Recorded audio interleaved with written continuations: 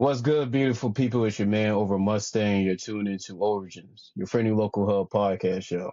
Today we got an epic interview lineup that's going to light your world on fire.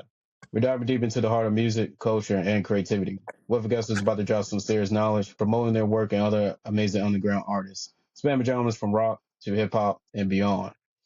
Get ready to vibe with us because we're about to bring the energy, celebrating black excellence in the soul of music. Get hype. It's about to go down.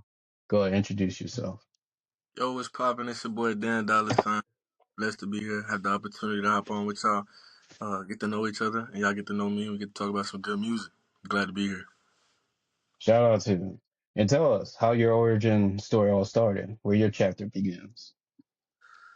So, right now I'm only 21 years old. I started making music about 3 years ago, but I didn't start seriously making music until about 2 years ago. I'm from Dallas, Texas. You know what I'm saying? Everything bigger in Texas, the best artist in Texas, in my opinion. Um, and it's just one of those things where you get into that moment. I've always been musically inclined. My whole life been involved in music, but it got to a point where I was like, I want to start producing on my own, and the positive feedback from the people around me, the love that I have for it. It wasn't long before I just decided, hey, it's time to start putting it out there. People received it well, and kind of just kept going from there, building my ability to promote, my ability to make music, to draw people in, to attract them, and then keep it around. So it's been a slow, not even really slow, but just a process. I think people don't understand music is always a process. You're always growing, you're always evolving, and I'm so excited to find my niche, my passion, my journey, my process, and I'm going through it every day. I come from a music background. I have a musically inclined family. Since we've always been involved in music, I probably just am the only one that's decided to take it and make it a career. So I'm blessed to be a part of the journey. Right now, I'm residing in Florida, looking to come up through there, but I'm always tied down to my roots, 214 Dallas. That's where I'm from. That's where I reside. That's where I claim all the time. Shout out to you. And by musical family, how deep music runs in your family? Did you just simply listen to music or y'all collect records, stuff like that? So I come from a Christian background. So my mom, my pops, from my sister to my brothers, always just been involved. I mean, my dad plays the guitar. There would be nights when we was younger where we just around and just sing some gospel songs, and my pops playing the guitar, my mom singing right next to him.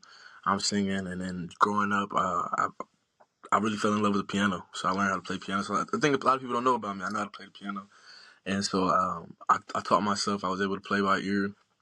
Taught myself how to play the drums. I mean, even my brother now, he's in high school and he's going up through it, and he's already going to New York for several things and doing solo contests and group contests. And my sister, she's not as musically inclined now, but she was a worship leader in the church at one point, leading the choir, things like that. So it's just, my whole life is always, I mean, at least every Sunday for sure. You know what I'm saying? There's some type of musical thing I'm doing, whether it's playing the drums or it's playing the piano or it's singing. It's just always been like that. And even me in school, like I was a choir. I played football, but I was also a choir kid. I was just one of those people that I couldn't put producing sound out in some type of shape, form, or fashion. So it's just my whole life. It's always been that. No, real shit. Okay, and what exactly sparked you to take, or what has sparked you to take music seriously? That's the I guess everyone's story is everyone's story. I feel like whenever I talk about it, I feel like it sounds kind of cheesy or generic, but it's my story. Mm.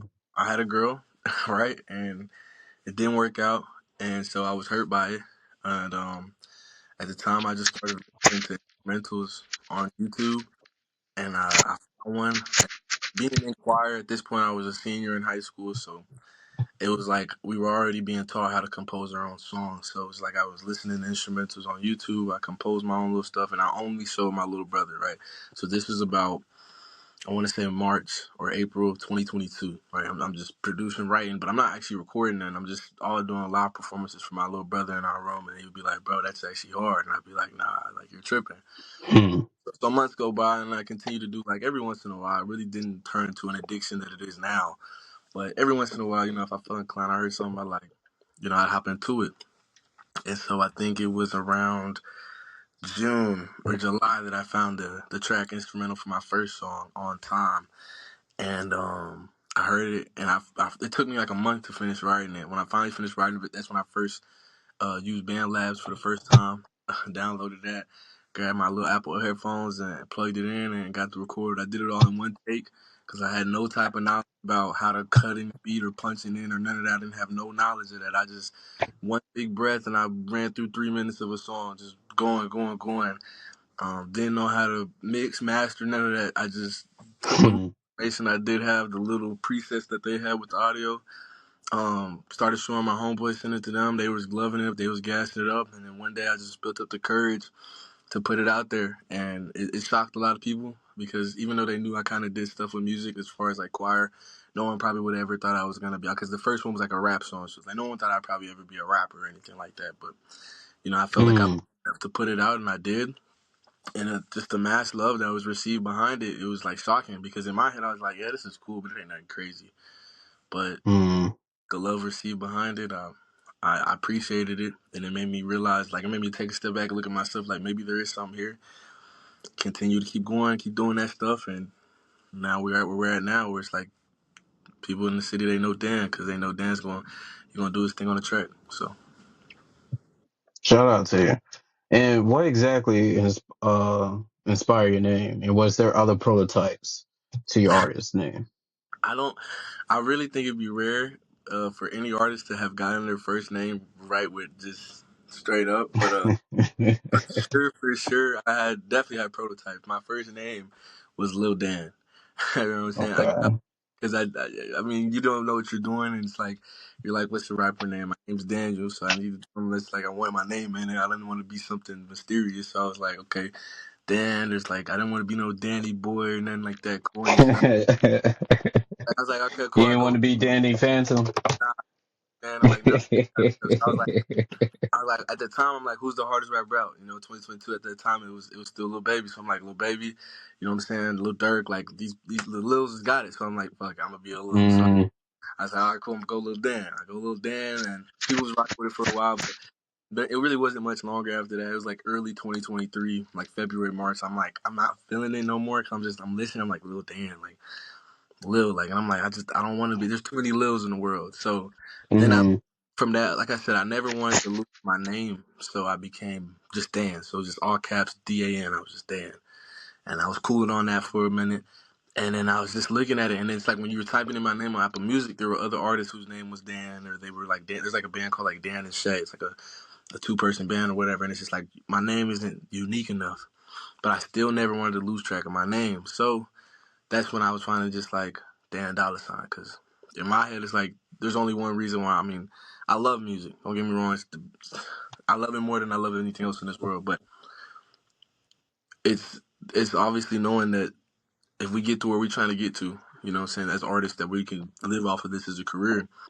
That's money. There's so much money in the music game. So it was Dan Dollar Sign. I didn't even have to think about it. It's like, all right, cool. I'm gonna put that sign so you know what I'm standing on. I'm all about the win. I'm all about the cash. So yeah. Okay. And do you feel like this name is a keeper, or do you feel like this will be a phase and you would change your name eventually? Every once in a while, I'll look at it like I'll be like, am I still rocking with Dan Dollar Sign? But the close circle that I do have around me, the last time I asked was probably like 3 or 4 months ago. I'll ask how they got still rocking with this Dan Dollar Sign, not because I don't like it, but just because I look at it, I'm like, do I want something a little bit more, just completely different and unique, away from anybody else? And they're like, nah, bro, we rock with it. Like it's Dan, like everybody we call you Mm, like it's Dan. You know what I'm saying? Like it's what you are now. Like you're Dan. Like if you changed anything else, I think it would throw people off. And I was like, at this point, I think while I'm still, I like to consider myself still up and coming or underground or whatever you want to put it on it. Even though at the end of the day, it ain't gonna be long for that's changed. I think for right now where I'm at, yeah, like I'm gonna keep it with Dan, like just Dan Dollar Sign. Like I said, it just represents what I'm about. I don't think I ever want to get away from my name, and so okay. having that dollar sign next to mine, it just represents what I'm about. Like Mm, Dan Dollar Sign, like I respect that. yeah. I respect that. Okay, okay. And I'm curious, when it came to your first single, what was your first single that you released? So it's called On Time by Lil Dan. Under the same Apple Music profile and whatever. You can still go find it and listen to it. But yeah, it was just called On Time by Lil Dan. little rap song. Okay. That was your first single. And in your opinion, how have you grown as an artist and how has your sound evolved since you started? Um, so when I wrote that song, if you go listen to it, and one of the biggest reasons why I still keep it up now, even though there's so many times I want to take down not a lot of old music, but especially like the first, like I think the first I've taken down probably 2 or 3 songs overall, and but there's some from the beginning that I want to go back and take down, but I'm like, no, I leave it. And the reason why I choose to leave it is because, like I said, everything is a process, and I'm not trying to hide from the process, right? Man, you don't make a whole bunch of people may not know me now, but I know in time they will, and I want them to see that like I really grew into this. I didn't have a hand, I didn't have any growth. That first track, I'm on there for 3 minutes talking about a whole bunch of shit that I don't have. like I'm I mean, like, I think the first line was like, more money, more power, and I'm climbing the tower. Watch me come right to the top. Like, I don't know. So it's just a whole bunch of rap cap. It's just three Hmm. minutes, 3 minutes of straight rap cap. I mean, yeah, like I'm talking about Burberry fits and cologne, which I mean, some of the stuff in there that I do have now, but I know at the time, no, I didn't have it. And so I think I've definitely evolved because it didn't take long after that first song to realize that yeah, I could do that. Yeah, I could get on the track and talk about a whole bunch of stuff I don't have and make it sound great. But I want to be relatable. I want to be an artist that's relatable to everybody. I don't want to ever be some. I'm not trying to be some mega mysterious super pop star. I'm just I'm just a young guy who, thank God, was given a gift to create, and I want to use it to touch people's hearts. Music is so powerful, and I'd rather not use it to tell a fake story, but to portray exactly who I am and relate to those who feel the same way. So as I've grown since then, it's just lyrically, obviously, it's way better. It's way more inclined. Musically, I'm more gifted. I take my time with things, and I don't one take. Like I said, I literally did a 3 minute one take, and I'm barely having breath. I'm barely enunciating the words and all that. So it's just, and I mean, just even my recording process now, like. I mean, I remember when I first was getting in the booth, I would still try to do things in one take, even though now I know how to punch in. But like, I wouldn't take the time to be like, do I really like that take? Do I really like how I enunciated my words? And then I leave the booth and I listen to it afterwards. I'd be like, oh shit, man, I could have said this, that, or the third better, and because I just wanted to hurry up and get it done. I wasn't worried about actually making sure it was good. Since then, it's just been a lot of like taking my. It's like. I don't know if you watch basketball, but there's a basketball player named Shai Gilgeous-Alexander. He went viral for this quote he said. He just says, "I just feel like I'm flowing. Like right now, I just feel like I'm flowing. I'm not pushing. I'm not forcing. It's just coming to me, and it's coming to me so easily, and I'm just flowing with it. And when I get in that booth, when I get in there now, I'm not worried about one taking. There's songs I get in there some days, and I'm just like, today's not the day. Even though I know the song's gonna be great, today's not the day for it. I ain't gonna force it. And I come back and I lay it down again, and it comes out great. So I'm just letting it come to me how it comes, and I'm okay with the process for sure. Okay. And do you have an example of that method paying out for you? Do you have an example of a song? Let me think. Yes. So there's a song. It's not out yet. It's gonna be. I got an album dropping this summer. I wish I had an official date to give. That would be amazing promo for myself. But certain little small things keep getting in the way. I do have a surprise EP dropping in the next 2 weeks. Nobody knows about, so you can hear that here first. Um, Hey, much I, love. I have a debut album coming out end of the summer for sure. So there's a song on there. It's called "Prayed It Would." Right. I've even promoted and teased it on my profile before. That song I first recorded it over 2 years ago, but I Two was years ago. it was 2023. I was still in a rushing, kind of just pushing. Like even though I knew I had a good song, I'd be so excited. Like I'm like a little kid in a candy store. Like I want it. Like, I gotta do it. Mm, And I go in there and I just like and I lay it down and I come in. I'm like Even like now, it's like even when I'm writing or recording, there'll be sometimes when I write, record, or whatever, and then as I'm listening to it, I'm like, nah, let me change this line real quick. I don't like how it sounded no more. So at that time, it was like I wasn't like that. So I was just and then so I remember having it, and I just didn't like it. I didn't like it. mm, I never put it out, never promoted, never did nothing with it. But it's probably still to this day one of my favorite songs I've ever made. And I finally got the chance to re-record it about 2 or 3 months ago. And that version I have now, I'm in love with it. I can't wait to put it out there. But yeah, that one for sure. If we're talking about a song that's actually released now,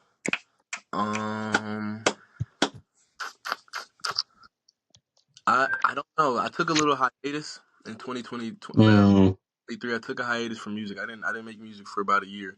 I had to go, my okay. man in the cave, discovering itself type shit. And so when I came back, I knew how I wanted to approach the game. I knew how I wanted to be more meticulous and take my time. So since then, anything I put out now, it's only exactly what I intend for it to sound like. But there's definitely if you want to go through my files, there's a lot of songs in my files here in the future will be coming out that maybe be recorded because again, I just didn't sit well with the first version. And I know it's gonna be way better when this other version comes out because it's like, okay, I had to wait on this.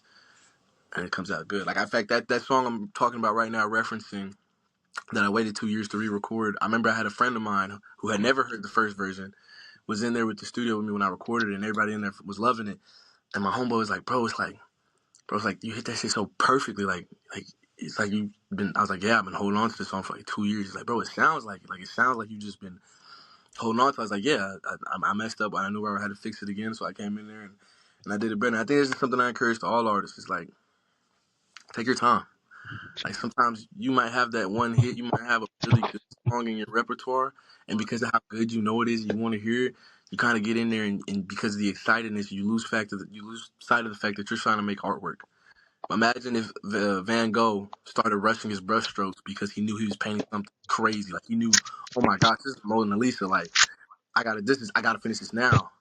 He would have probably messed Mm, up, and it wouldn't be the same picture that we see now. But because he decided to still, even as the excitement's building, like this is so beautiful, he continued to control his strokes and painted the beautiful picture that we know as the Mona Lisa now.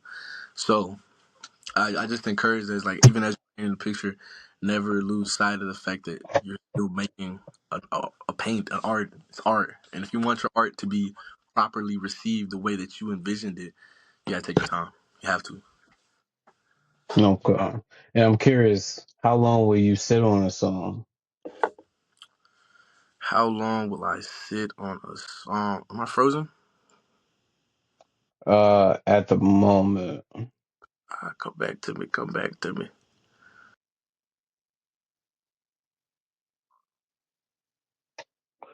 And they took my boy. Yeah, took my boy. All We back. right, welcome back. Welcome back. Good. Yeah. How long will I sit on a song? Is that what you asked me? Yeah. I'm curious, like how long will you sit on a song and will there be like a song that was set for too long before you give up on it?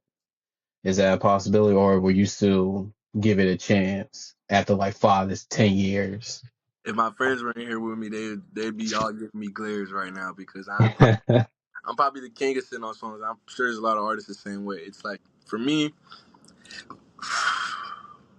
I'll go record something. Anything I think I ever record, in my mind, it must be good. Like I don't go in like I don't think there's any artist who goes in there and says, "Oh yeah, I'm finna go lay some dookie down." Like that just doesn't make any sense.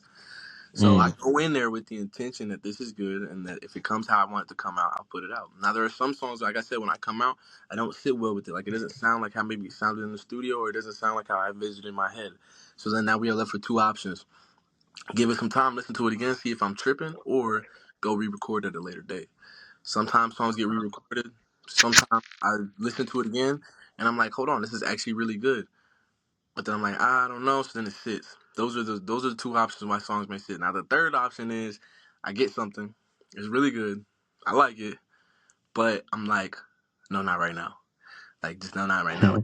mm, It's a timing. I can't do it right now.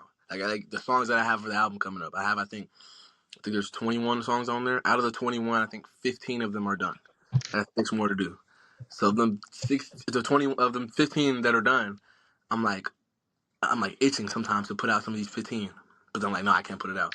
So sometimes I'll be like, let me go listen through these 15 again. I'm like, oh, I forgot that song's even there. Like I just because I haven't listened to it in so long. So To ask me how long I'll sit on a song, there are songs that have been sitting since 2023 that I still want to re-record, or they could be dropped right now.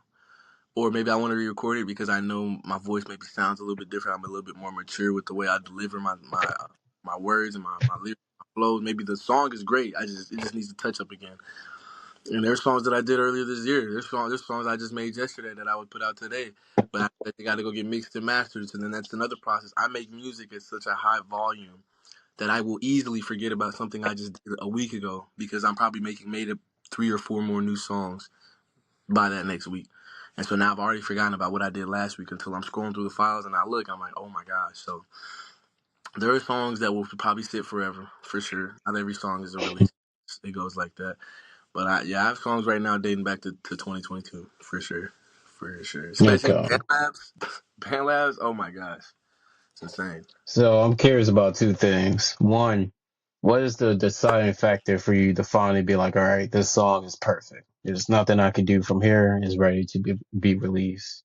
And then two, do you do any behind the scenes? Do you showcase like what it takes to be in your shoes as you're independent, right? Yeah. As an independent artist? Yeah. Yeah. What it takes to be, in your shoes as an artist. Um, I think the determining factors for me, and I think it'll change in time, with success or lack thereof. It'll change my mindset exactly how I look to release. But for me, the determining factors come down to, do I love this song? I don't care what anybody tells me, but do I love this song? I cannot put out something that I don't sit well with. I have to love the song. So if I love the song, right, if I care for the song, that's like the most important thing. Then two, right now I'm in a phase of I'm more marketability than I am just everything that sounds good. Cause I have a lot. I think like I said. Oh no, come back to me. Don't freeze on me again. Ah ah. Oh, you're still going? Yeah, I think that. I guess I gotta leave and come back again. Give me 1 second. No problem. Still recording. Ladies and gentlemen, we on break right now. 5 to 10 second break. But anyway, hit the like button, drop a comment, let us know how the interview is going. It was good for a Welcome while. back. Welcome back. Good for a while now. We keep having. But anyways, yeah, I gotta love the song. Marketability. Like if I feel like this could be marketed really right now. Like I said, I have a lot of things that sound good and I know they're great. But like one thing I've learned about music in time is seasoning. There's R&B songs that I would love to put out right now, but it's not necessary. In my opinion, some would big different. To me, this summer is not more about R&B. It's about something that can get everybody jumping, get your head bopping, something to dance to. It's just a lot of feel good vibe.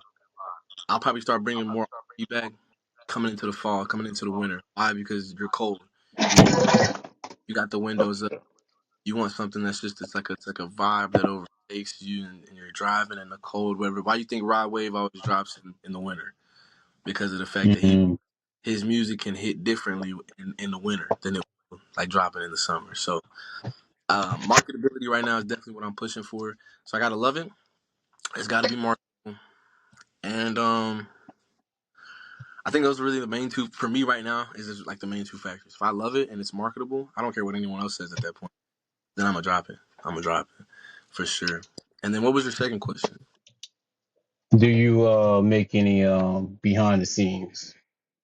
Yeah, I've had to grow out of myself. It doesn't seem like it, and a lot of people don't believe me when I tell them. But I'm really an introvert. I don't really like go out of my way a lot to talk to people. So Mm, even when it comes to posting, when I first started making music, I wasn't super confident because, like I said, I didn't even know I had this ability really on lock. So I wouldn't show my face a lot. I'd make these just edits on like CapCut, but I was never fully like showing my face or, emulating my lyrics and my movements and nothing like that. Making music videos, nothing like that. And so really, I started doing that towards the end of 2023. Then I took that hiatus, and then I came back, and I realized that's just what you need to do. Like you have to get out of that show. People want to see the person behind the screen. And so since then, yeah, I've been doing that. I've been going live. I mean, I went live for the very first. I've had this Instagram account since I was maybe 13, and I just went live for the first time ever in my Instagram career about 3-4 months ago.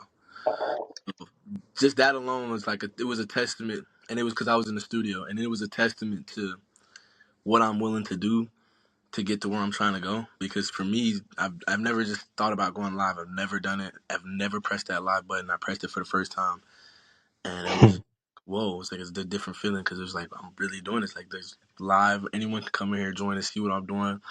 Can critique, can judge whatever. Like you completely open yourself up at that point. But I was like, I know, I have confidence in myself.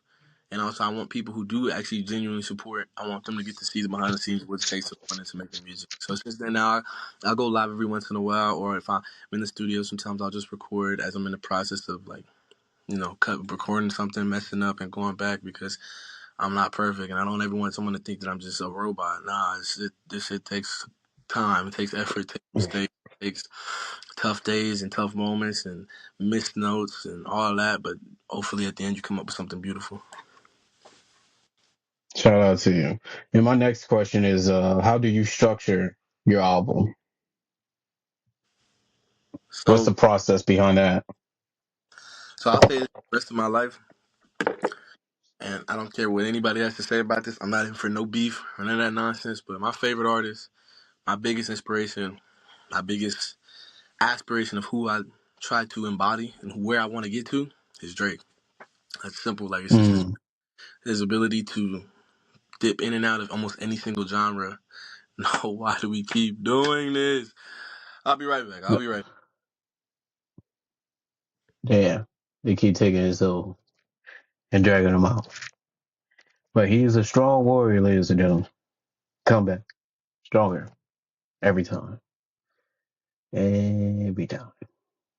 Our Superman will be here. We should be on good Wi-Fi now. I hope we are. But sorry about that. But No problem. yeah, straight all the way. I mean, I envision that's where I want to be. And so when I structure my album, like I said, I looked at him as far as even like his old albums and the way he structured it. So especially this is really like this album coming up is my debut album. I put out several EPs before. Well, no, I've only put out two. No, three. I put out three EPs so far. I got a surprise one coming up soon, so that's gonna make it four, and that's like a joint EP with my other one of my good friends, Nate.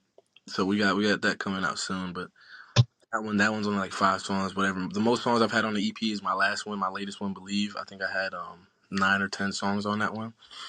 But this one coming up is a debut. That's why it's 21 songs. That's gonna be loaded, fully mixed and mastered, fully checked, fully things like that. Loaded, ready to go. Promo behind it, all that type of good stuff. That's why I can't give you a date yet. I was hoping for end of June, but I'm thinking maybe mid July. Hopefully, get lucky. Maybe July 4th weekend. Maybe. Don't know. But Mm, I structure it with I want to grab your attention. It's like a good book, right? Especially a book that you pick up and you don't know nothing. That's what I assume with anyone who's listening to my music right now, or at least if you're new to my music. If you don't know nothing about me, you probably didn't hear me from some. I haven't gone viral yet, so you hadn't heard me for some crazy viral post, right? You've heard about me maybe, or you saw a clip or something. You maybe are interested. Now you click that album. I'm that book that you pick up off the shelf, like, huh? The cover is kind of interesting. So now you open it up. I want to grab your attention. So I'm gonna come out first song with something that's gonna grab your attention. I want you to stick around for the listen. I'm not trying to bore you or even serenade you at this point. I'm trying to grab your attention. So once I have your attention, right, I'm gonna probably keep the energy up for about 2 or 3 songs. Then all of a sudden I'm gonna turn it into a little melodic. I'm gonna show you that I can do stuff that's a little bit different. I'm not just here to just boom boom boom in your face. I can also make you feel good. I want to give you a vibe, right? And then we might mix it up with a little R&B, slow it down, right? Because I also want if you don't know this, to anyone out there watching, right now in the music game, you want to be successful. Listen, open your ears. If the women love it, mm, everybody loves it. I'm sorry, but it's the cold world. But that's the way it is. If the women run with it, everyone will run with it. So I'll throw a little mm, R&B in there because I want to, I want to get a song that feels good to the women and feels good to the guys too. It's not like I'm making something that's just only specific towards one gender, but like I know that there's women who, they'll vibe it, they'll like it. And then once I give you a little R&B, I'm gonna slowly hit you probably with another melodic again, and then I'm gonna pick it back up with another rap, and then I'm gonna get really lyrical on you because I want to show you that this isn't just because I want to just make you bop your head. I also want you to listen, like, damn, this dude is actually spitting. And then by the end of my last 2 tracks, I'm gonna give you probably one more. It's like mixed melodic, mixed lyrical. So it's a vibe, but at the same time, it's like damn, like you want to say every word to this song because it's like it relates to anybody. And then that last one, I'm just gonna give you whatever I feel is like an outro. It's like a final chapter to the book. It's a resolution to everything we just read, and it's a conclusion of it all wrapped in a song. So that one's probably a little Mm. more serious. Not R&B per se, more than not melodic, probably just lyrical. But also you can sense the underlying tone behind it. Like this is like I'm here, and this isn't the end of it either. Shout out to you. And you brought up something that I am curious about. I am curious. My last question before we hit the halfway mark. Um, when it comes to a target audience, what target audience are you going for?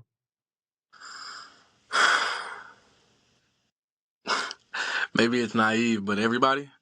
No. Mm. Why? Why? Let's shake back. What is going on? Why? I would just let it rock. Sometimes they just do that. Hold on. Maybe it'll come back. We get lucky. But yeah, I think maybe it's naive to say, but everybody. Um, I want anyone to be able to listen to my music. If you're a Playboy Cardi fan, if you're only a country fan, if you're an R&B fan, if you're a heavy metal fan, if you're a reggae fan, an Afrobeat fan, if you're a rap fan only, like I want you to find something in my music that no matter who you are, you can just say that no, this is just good. Even though I wouldn't have expected it or I didn't predict it because maybe I know him from this rap song or that song. He does this other genre so very well. So my target Mm. audience for sure I'd have to say is it's everyone and anyone. Anyone who appreciates good music, I have a song for you. I'm not saying every song is for you, but I know I can have No it. fun. I can have one song that you can find and you can enjoy. So definitely everyone. But like I said, right now, especially if I think if you're looking to go viral, if you're looking to staple something that can take you to that next level, the women is where it's at. If you make something that females can dance to or they vibe to it or they really enjoy it, if the females run with it, it's not gonna be too long before the men jump right behind if they aren't already messing with it either. So Hmm. definitely I think, at least in my opinion right now, when I'm making music, I make something that I'm like, okay, I know a girl could enjoy this if she's going out, if she's at her home and she's just, cleaning the house or something like that. Or if she's out with the girls, like something that's just, it's gonna make her feel good. And if I know if I'm doing that and I stick to that method and I get a song where girls love it, oh, it's over. I mean, who do we see reposting the songs and dancing to all the songs that start trending now? It's the women. And once the women do it, Mm. all of a sudden, the men start repeating the lyrics that at first they were like, this is so corny. And the next we're repeating lyrics that we were calling corny. And boom, all of a sudden that song's everywhere. That artist is now all over the place. So if I wouldn't really specify with like one age or a gender or a demographic, I'd go with everyone and anyone. Yeah, wise salesman once said, "Way to a man's wallet. Let's do his wife." No cap. No. But shout out to you. Okay. And I'm curious, my second part to that question, like how far would you see you tap into other genre of music? Um, like I said, man, I look up to Drake. Um, it's an inspiration to me. I think just because it's been a while, and I think it's still been a while since we've seen artists who can literally tap into any genre. And you may not fuck with him as an artist on every song, but I can guarantee you there's one rap song that every person knows by Drake, word for word. There's one melodic song that you know by Drake, word for word. There's probably one or two slow Mm. that you know about from him word for word. So right now, like I said, I'm more in trying to be marketable because the more marketable, the more the algorithm might push you towards somebody and that get to going. But when I'm where I want to be, I will tap into anything. I mean, I literally told someone the other day. I said I want to do country, like a dead ass, like not just to do it, but like I want to do it and do it well because I also listen to country music. I like country music. Um, Well, what would that country look like? Would it be a blend to like other genres that you experiment with, or will you tap into the culture of country? I mean, I probably Don't expect me to see me in the video fully out doing something crazy riding a horse through the desert. But I definitely would take it seriously to the point where no, I mean if I can sing, right? If I can sing and my Mm. voice is the aesthetic, even if I have to ghostwrite for a country song because I just feel like these words in the voice of someone singing some country music would be great, I do it. That's just how much I love music. Okay. People ask me all the time like what's my favorite genre, or, like what do you do? And it's just like, are you a rapper? But I'm like, I'm an artist. I do whatever sounds good. Just like a painter, you don't ask them, oh, so you only paint this? No, they paint whatever they think looks good. If a lot of it just happens to be that, then that's that. But there are some painters who can paint this and they can paint that, and you honestly are just like, man, this guy can do it all. And so that's where I want to be a jack of all trades. So I will tap into as Okay. deep as my ears will let me. Put it like that. If my ears pick this up and say, man, this is really nice, I'll do it. If one day you hear me on a Spanish track, learning Spanish to go with it, I'll do it. If it's Japanese, I'll do it. If it sounds ear and I'm like, man, I want to create this, I'll do it. I'll try everything once and we'll go from there. Shout out to you. Okay. And coming to the halfway mark, I have some talents that I'm going to promote to you, and I'll let you decide if you like to connect with them or whatnot. The first one I like to shout out. Not only he's an artist, shout out to Get the Cuddle, but he's also a black author as well. He created his own comic book slash manga.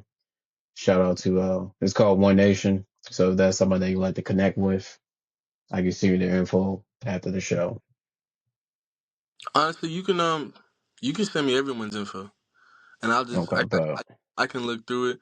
I won't ever say no to nothing because I gotta check them out. You never know who you could be connecting with, and I'm never, no matter where I'm at in life, I don't ever want to find myself in a position where I'm too Hollywood to connect with them. I'm nobody. We're all nobodies trying to be somebody. So you can send me everyone's information, however you send it. I will take the time to check out everyone's profile and account. And I won't lie to you. If I see something I like, I'll follow. I mean, even now, there's smaller artists that I see all the time on Instagram through Reels and whatnot. And I will always, if I think it sounds good, I will click on their profile. I'll check out their Reels. I'll give them likes. I'll give them follow, and then I'll hit their DM. I'll let them know, hey, bro, keep going. Like, maybe you're only getting 20 likes, 30 likes, 100 views. I was there. 200 views. I was there. Sometimes some of these reels don't go down. I still end up back in that position. It humbles me because it reminds me of mhm. where I came from. So I will never try to be too Hollywood for anybody. I want to always be able to be like, I was once in a position where nobody knew who I was, or I had this craft that I had and I wanted to present it to the world, and I needed someone to show me love, a random person to show me love like people did for me, and I want to be that guy for other people. So you send me everybody and anybody's information, I would definitely check it out. It doesn't matter what they do, what they want to do. If we have a way that we can connect, I'll make it happen. Okay, but does it give you the quick rundown of everybody that I was sent to you? So the first one would be Get the Cuddle.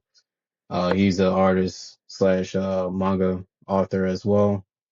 Second person I have, shout out to Lady Poet. She makes services making merch for other people. So if you're looking to get some merch made, some t-shirts, some hoodies, etc., I have somebody for you. Shout out to Jeremy. He's starting up a series called Tap Room Live. Are you still there? Yeah, I'm still there. This Wi-Fi has been Uh, playing games all day. oh, bad. Shout out to Jeremy. He created a series called Tap Room Live, where people get to perform in small establishments such as restaurants, bars, etc. Right now he's located in North Carolina, but he's looking to expand.